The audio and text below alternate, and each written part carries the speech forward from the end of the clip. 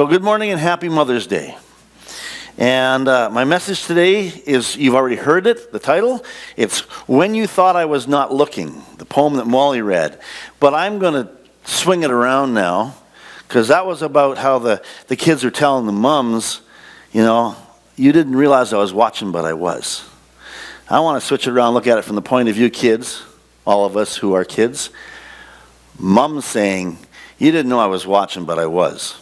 And if my son was here, I'd pick on him, but he's not. Anyway, all of us grew up with parents, some kind of leadership, and we never figured out why they knew what we were doing. And so I want to take a look at the idea of understanding how parents, I'm going to say parents right now, but I'm talking about moms today, and moms and grandmas, how they knew what we were doing, and how they cared about what we were doing, and how they cared about where we were going and who we were seeing, and all those things. I want to have a little look at that today. You'll notice, as we look at this day, that it makes it a big event. I mean, go to the stores. It's Mother's Day everywhere. Well, it was up until today. Now it'll be whatever's coming next. But it's been Mother's Day here, and everybody's been celebrating the idea. And there's lots of things like flowers, and us guys. I'm sorry, ladies, but us guys have a lot of pressure this weekend. All right, because we have to try to figure out how to beat last year, and it's not easy. It's not easy. Or we have to figure out how to make this a special day. And that's not easy. So I'm saying the dads have got it, the husbands have got it rough, and the sons have got it rough. But we wouldn't be, as Ivan put it, we wouldn't be here if it wasn't for our mothers. So we do have to appreciate, and we do have to figure out ways to do that. And guess what? There's a Father's Day coming. So I'm just going to have to change the names on this, like Barb did with the song, and make it a Father's Day thing about this kind of stuff. But let's start looking at mothers and what it's all about. So I went and looked in the dictionary to see what it says about mothers. And you know what? A lot of dictionaries don't say a lot. There's not that much in there, and I was really surprised me. But I found a couple, and New Lexicon Webster's dictionary says mother, and all it says is a female parent. It's real powerful, but there it is. Webster's New World Dictionary builds on it a little bit, and it says a woman who has borne a child, a woman as she is related to her child. So a mother is somebody who has had a child or is related to a child. And I like to remind you that there are mothers who have never had a child, but they've adopted children, foster children. They're just as loving and caring and important a mother as somebody who's actually born that child. Of course, we can go to God's definition of what a mother is. In Genesis 3:20, it tells us that Adam named his wife Eve because she would become the mother of all living. And the other day I had somebody send me a question, which I have not answered. I've been diligently trying to get to it. But one of the questions was, how did Eve's son go find a wife? Well, if Eve is the mother of all living, it was a relative. That's the best I can do for you right now. All right? Because I spent many years as a single parent, a lot of you know that. I did a lot of years as a single parent. The definition of mother became a lot bigger in my eyes and in my mind and in the people I was talking to, because when you get around a bunch of single parents, you start to hear another language going on. And I also found out that some of the thoughts about mothers can be really difficult. And there are dads that had to fill mothers' roles like I did. And what do you call yourself? A dother? Well, I've just never figured that one out. My son, when he's real little, called me Super Mom in his little card he made at school, and I felt really weird with that. But I appreciate what he was saying. But what do you call a dad that has to look after the kids because there's no mom for whatever reason? And then I took a look at all the single moms, the struggle they have, and it's tough work being a single parent. Those of us that are two-parent families, guess what? We thought it was tough. Well, take one of you out of the picture and it gets really tough. And then I thought of the idea of the ladies who who would love to have a child but can't for whatever reason. The struggle that they go through. And then I looked at the women who have lost children, as we talked about earlier. Who have lost a child and the devastation that is. And the struggle to recover from that. And I thought, wow, we have all these different ways that women are mothers or not. And it's a really tough time. So why is it Happy Mother's Day? Why? Well, I go back to God said Eve was the mother of all living. He made it a special day just in the fact that he put that position there. He put that role there for ladies. And guess what? It doesn't matter whether you have a child or not. Women are special in God's eyes. And therefore, in the eyes of people, we should have them special too. And I want to look at, well, the one we're going to look at, though, I mean, it's a tough story. I'm going on the hard stuff here because the story we're going to look at is a tough story. It's not easy for this lady. And there's those who have tough memories of their mothers who didn't do well at being a mother. All right? Not all mums are perfect. And I'll say that on Father's Day. Not all dads are perfect. All right? Not all mums are perfect. We all have our problems and our hassles, and we miss the mark, and we fail, and we fall down, but do we get up? And so I want to encourage every one of you that is a mother, going to be a mother, was a mother. It's not about how well you're doing at the moment. It's about how well you show getting through it all. The persistence, the resilience. That's a new word I learned this week, by the way, resilience. It's that ability to keep going even when things get really, really ugly. And that's what a mother is to me. I have watched all these different kinds of moms go through all this different kinds of stuff, and I'm amazed at how they get through it and the strength they have. And then when they lose their spouse after 40 or 50 years, and they keep going. It's amazing, the resilience. Let's take a look at the story of a mother who had to give the ultimate sacrifice. She had to give her son away. We're going to go to Exodus 2, chapter 2, verses 1 to 10. This is a story most of you are familiar with. We're going to go at it from a different angle, but it's a story you're familiar with. Right? And this is back in the days of the Exodus. This is back when Moses started out here. Now, a man of the house of Levi married a Levite woman. And she became pregnant and gave birth to a son. When she saw that he was a fine child, she hid him for 3 months. Now, you need to understand why she did that. In chapter 1 of Exodus, it gives us the picture of the fact that the Pharaoh in Egypt was getting a little worried because this group of people called the Israelites were producing like rabbits. There was over 2 million of them already.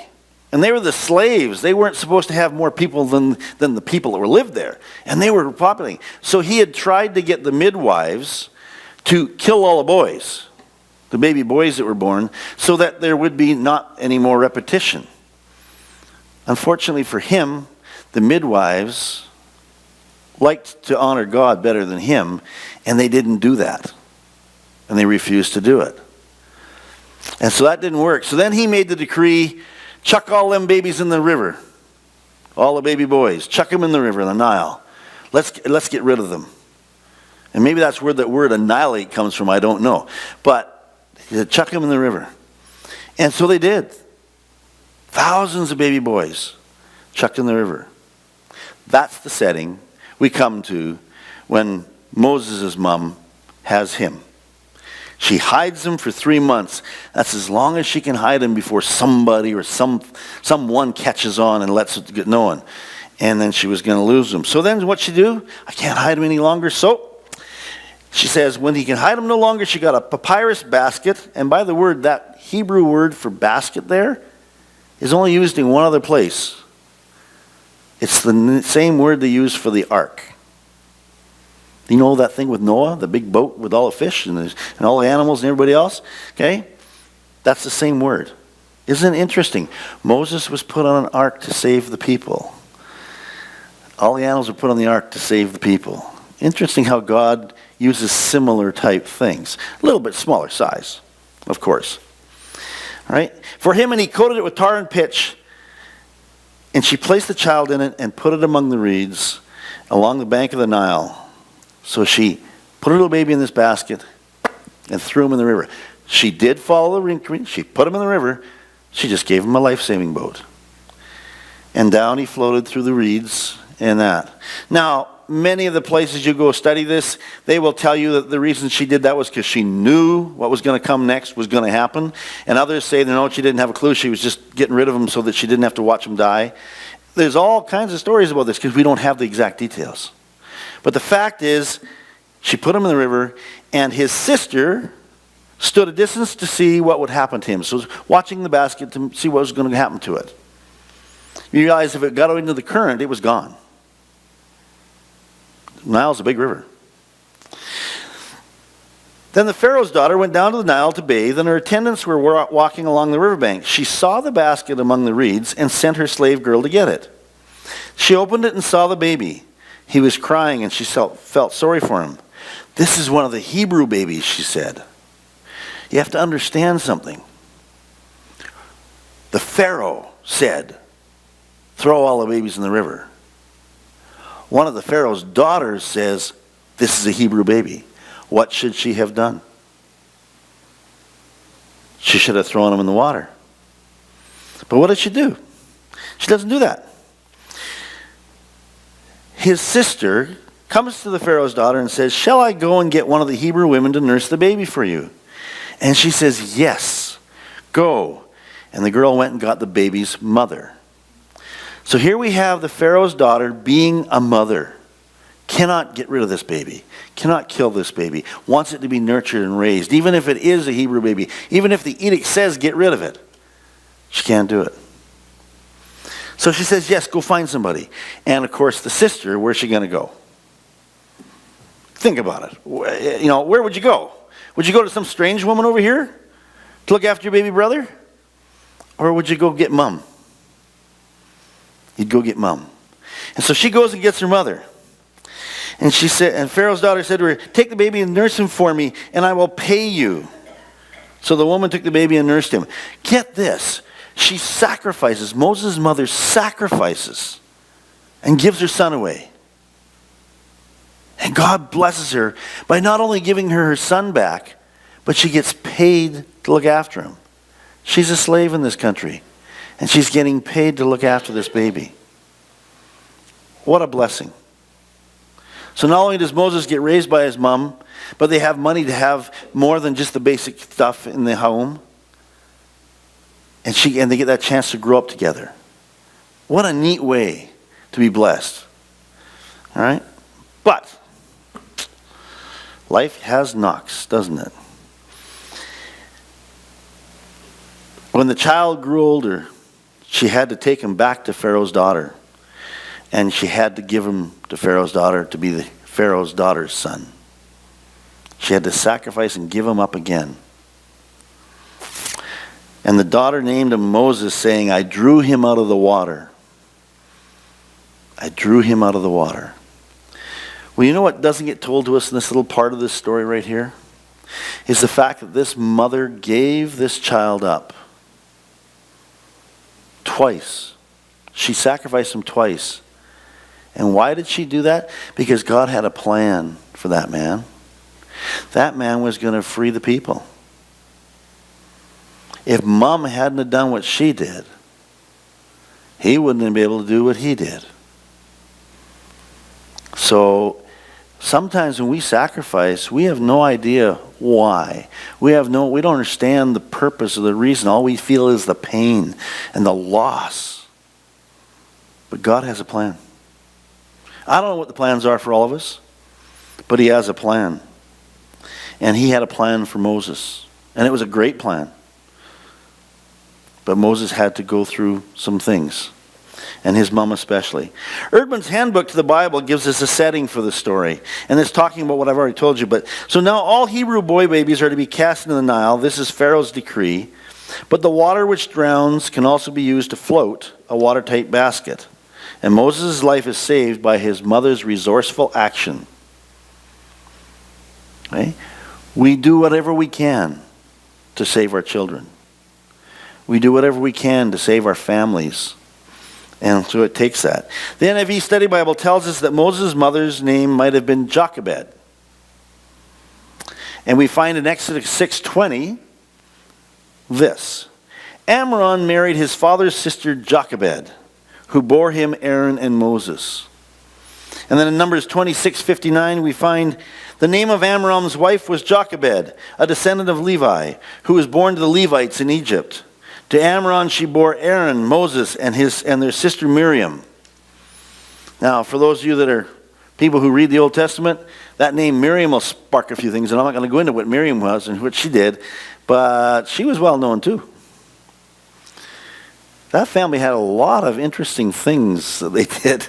Aaron, you go study them. There's some good stuff. Even in Exodus, Deuteronomy, Leviticus, there's some good stuff there about this. So we're going to call her Jochebed, as best I can come up with. And we're looking at what her life was all about. And a guy named Ian Blakelock, in his book, Today's Handbook of Bible Characters, which is a great book if you want to get information on characters, tells us this about her. She was inventive and bold in her love for her child.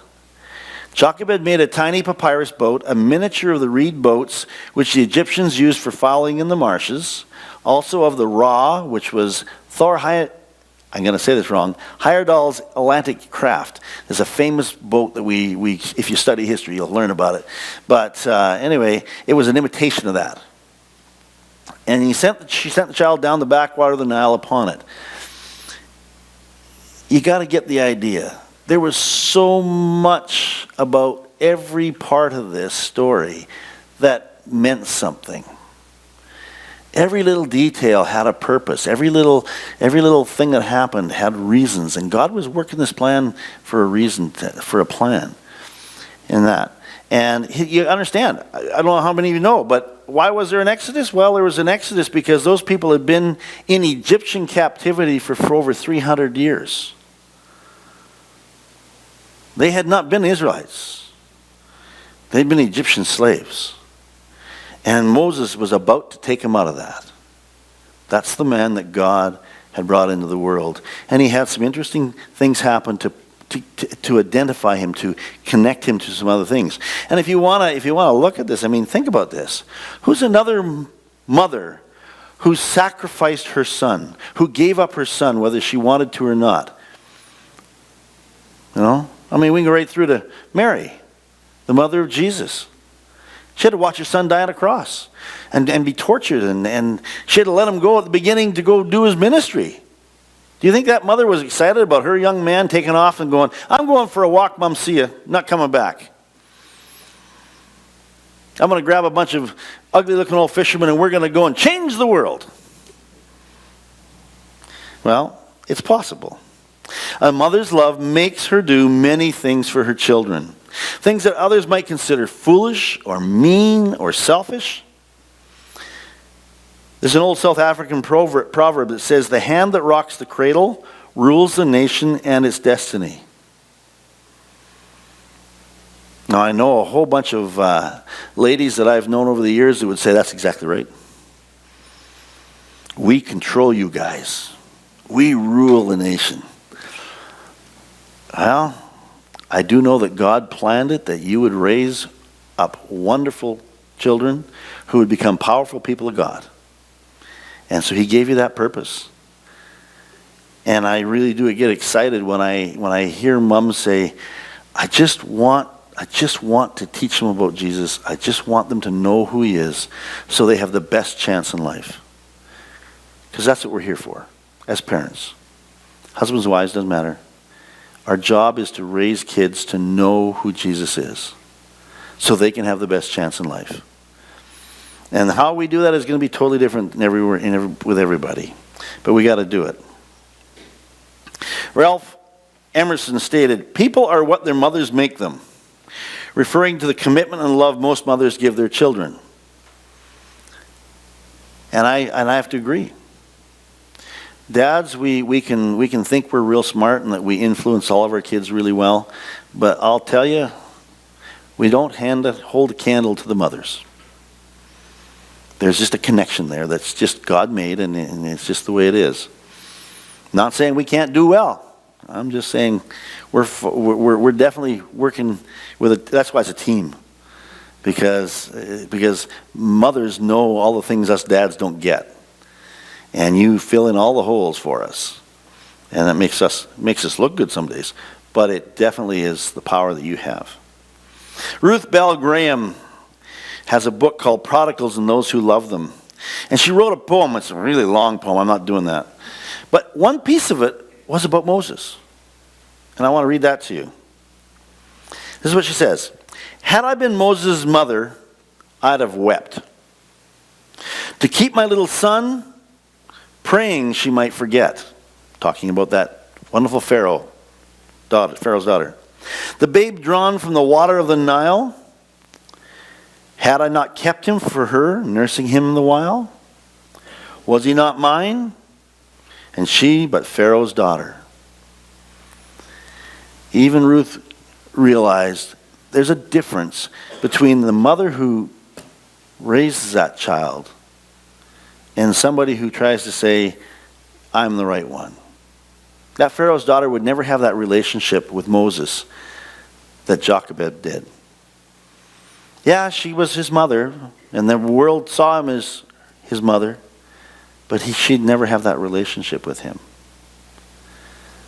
And I want to encourage you, whether you are a foster mom, an adoptive parent, or a natural-born parent, love the children.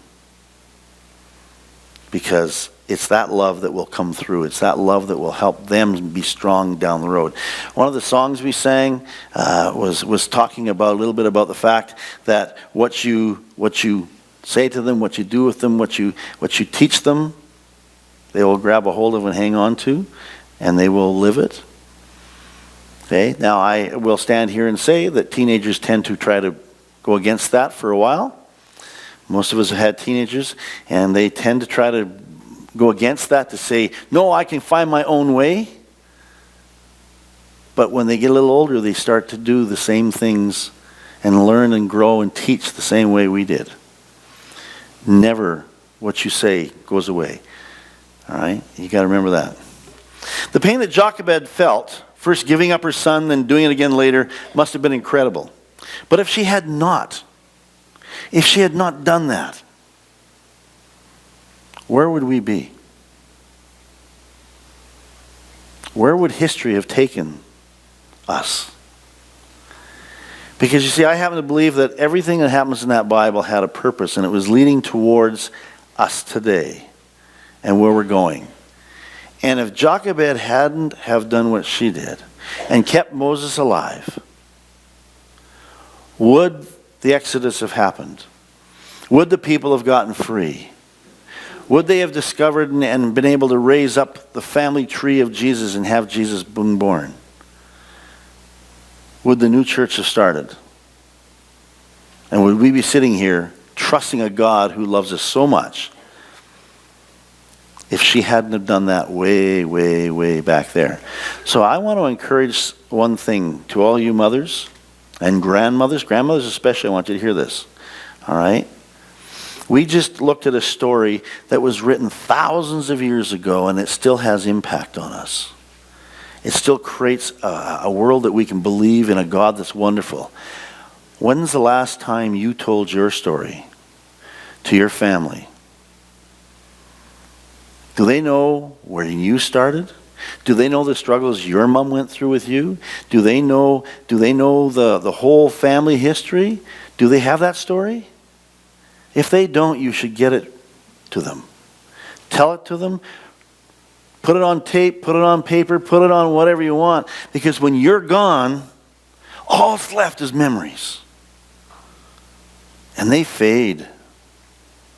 They fade. But if you write it down, if you get it put onto something that can be saved, like our wonderful Bible gives us, then for centuries, you could be an impact in your family. And you have no idea where God is leading your family.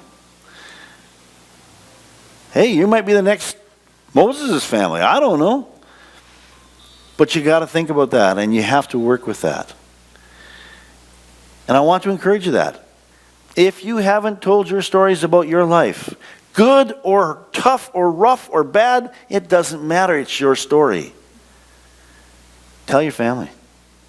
Tell your kids. Tell your grandkids. Let them know. I used to love my grandpa.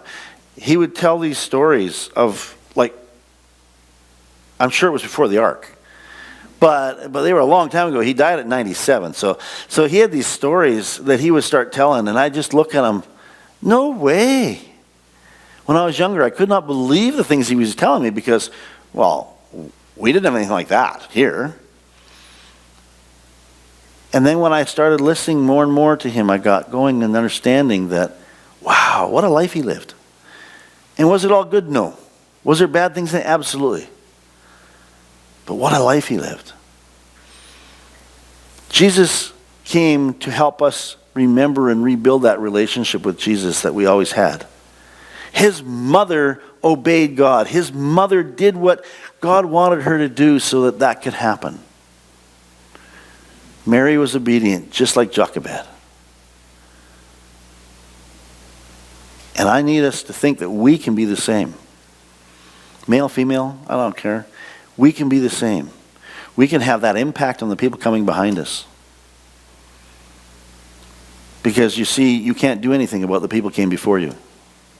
Sorry, we do not do time travel yet. So you can't go back there and affect who was before you. You can only affect those around you and those coming.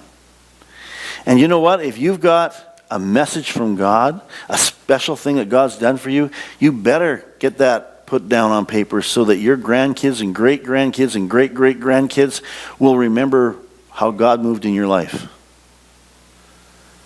I encourage you to do that. Because that's the story that we all have. That's the story that mothers have. Right from the beginning of Eve all the way through to all of you. It's the story that you have of what God has done in your life and for your family. And I know that there's all kinds of weird families out there. Like you are all a bunch of weird people. You really are.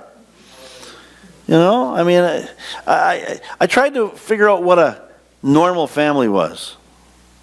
This is a few years back for my other job. I had to come up with what is the normal family, and I found the definition that the kind of like the government had, and it was this thing about 2 parents, two and a half kids, a white picket fence, and a dog. That's a normal family. Then I went, what? I don't even know anybody that has exactly that. But that's what a normal family. What is a normal family? A normal family is a family that have a bunch of people who struggle to get through life and hopefully have a common ground, hopefully have a common direction, and are willing to be flexible. So I want to look at it not as a normal family. I want to say, what is a resilient family? What is a family that makes it? It's a family that shares. It's a family that cares. It's a family that gives of themselves and doesn't expect so much out of everybody else. It's a family that are willing to stretch and go the extra mile and to take some of the bad and go, all right, Lord, I'll let you have that. That's what a family is. And it doesn't matter who you are or how many you are.